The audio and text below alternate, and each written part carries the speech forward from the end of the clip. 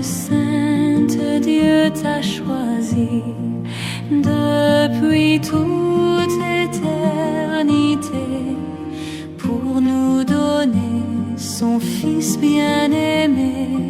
Pleine de grâce, nous t'acclamons. Ave, Ave, Ave Maria. Ave, Ave,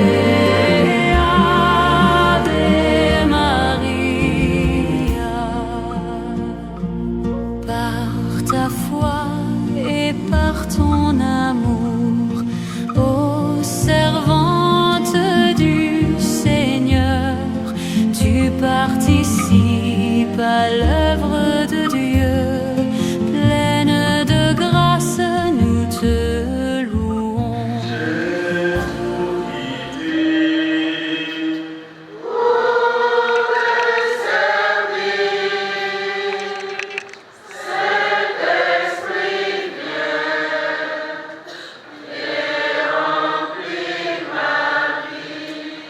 J'ai tout laissé.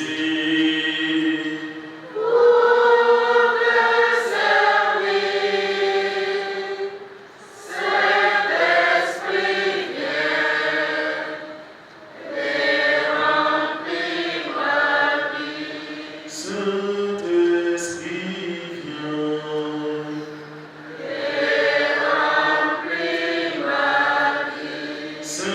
Saint-Esprit, viens.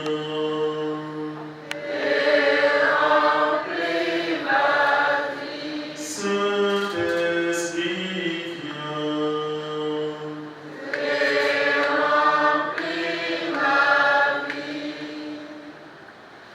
Frères et sœurs au Christ, la messe de cette veillée mariale veut pleinement avoir son sens d'action de grâce, comme action de grâce est le Magnificat de Marie.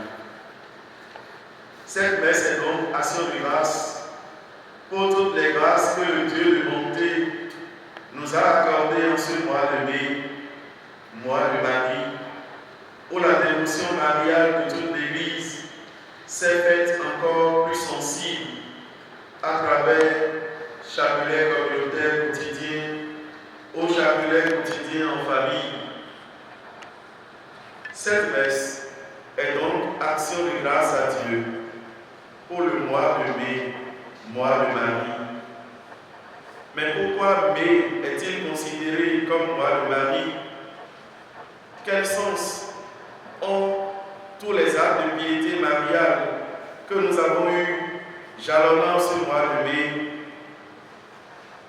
Au mois de mai, sauf l'exception selon laquelle le lundi de Pentecôte tombe en mai, nous n'avons qu'une seule fête de Marie, la Visitation, fêtée le 31 mai, qui n'est même pas une grande fête mariale, comme en comporte les mois d'août et de décembre, qu'on ne désire pourtant pas comme des mois de Marie. Pour comprendre ce paradoxe, ce n'est pas du côté de la liturgie que nous avons la réponse, mais du côté de la tradition de l'Église. En Europe, le mois de mai, c'est le mois des fleurs. C'est le mois où le printemps se manifeste dans toute sa vitalité, où on voit la nature renaître à travers la beauté de la floraison. Au XIIIe siècle, le roi de Castille en Espagne, Alphonse X le Sage, associait dans un de ses poèmes la beauté de la Vierge Marie à celle du mois de mai.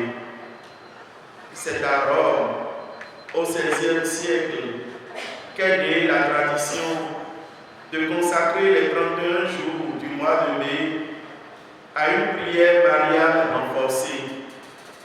Saint Philippe Néri, qui a vécu de 1515 à 1595, lui qu'on appelle le second apôtre de Rome, Saint Philippe Néri donc par exemple, rassemblait les enfants autour de l'autel de la Sainte Vierge dans la Chiesa Nueva. Il demandait aux enfants d'offrir à la Mère de Dieu des fleurs du printemps, symbole des vertus chrétiennes qui devaient aussi éclore dans leur vie chrétienne. Le mois de Marie est donc depuis le début non seulement un bel acte de piété envers Marie, notre Mère, mais aussi un engagement à nous sanctifier jour après jour. Au terme de ce mois de Marie, nous avons sans doute honoré notre dévotion quotidienne envers la Sainte Vierge. Qu'il en ait été ainsi ou pas, nous ne pouvons nous limiter au mois de mai pour manifester à la Mère de Dieu notre piété filiale. Cette piété est constitutive du fait d'être disciple de Jésus.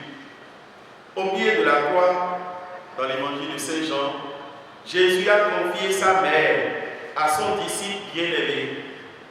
Et il a aussi confié son disciple bien-aimé à sa mère, nous demandant de prendre Marie chez nous.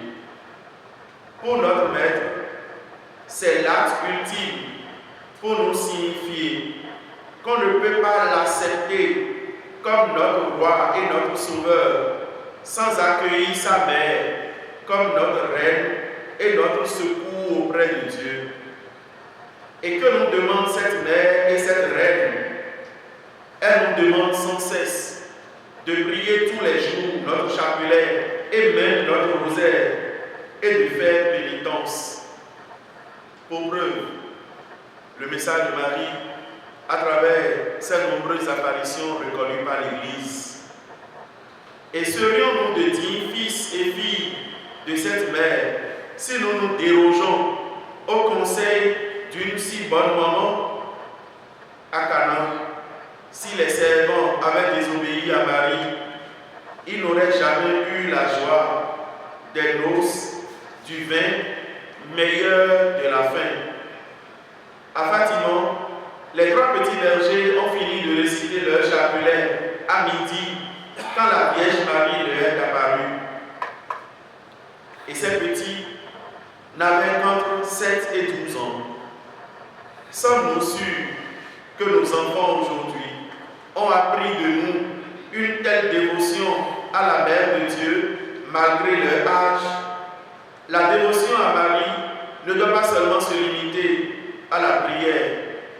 Elle doit aussi devenir témoignage auprès des nôtres, auprès de nos enfants, de ce que Marie représente pour la foi chrétienne, de la place que la dévotion à son égard doit avoir dans la vie du chrétien. Mais fini. Mais c'est maintenant que commence notre devoir de témoignage et de construction de la dévotion mariale de nos enfants en particulier à l'égard de cette bonne mère.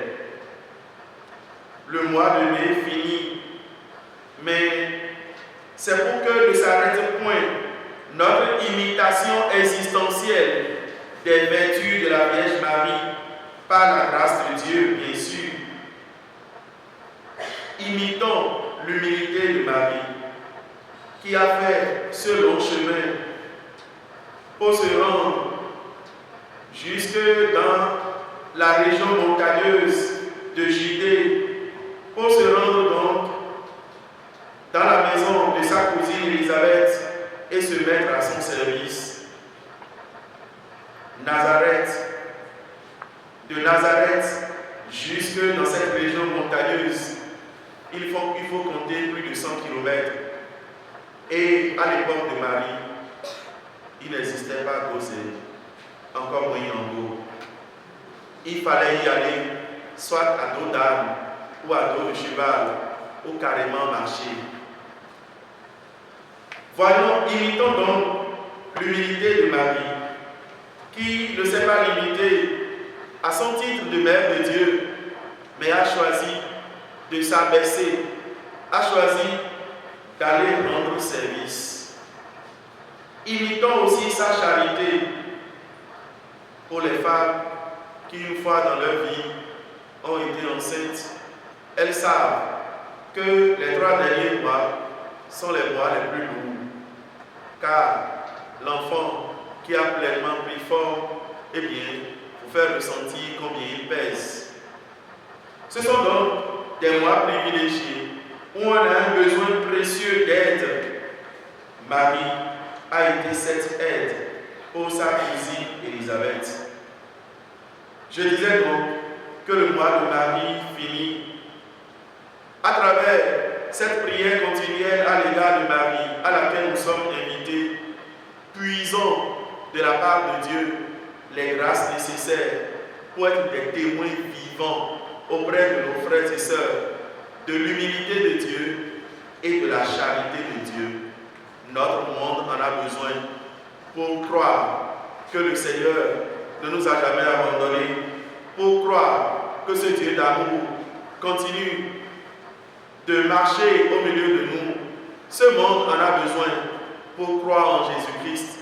Soyons donc aujourd'hui les disciples que le Christ envoie au monde, comme il a envoyé sa mère, comme témoin auprès d'Élisabeth. Que le Seigneur, par l'intercession de Marie, nous donne à tous d'être ces témoins d'aujourd'hui. Le Seigneur soit avec vous.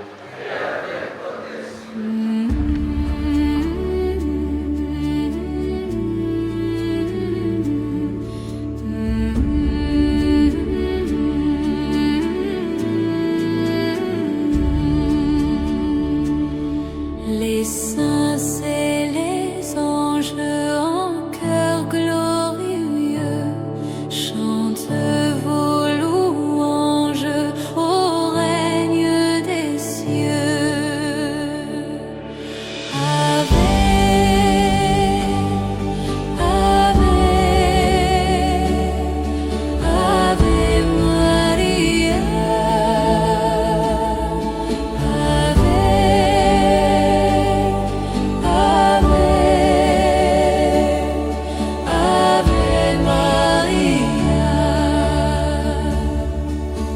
Vierge Marie, à ce nom si doux, mon âme ravie chante à vos genoux.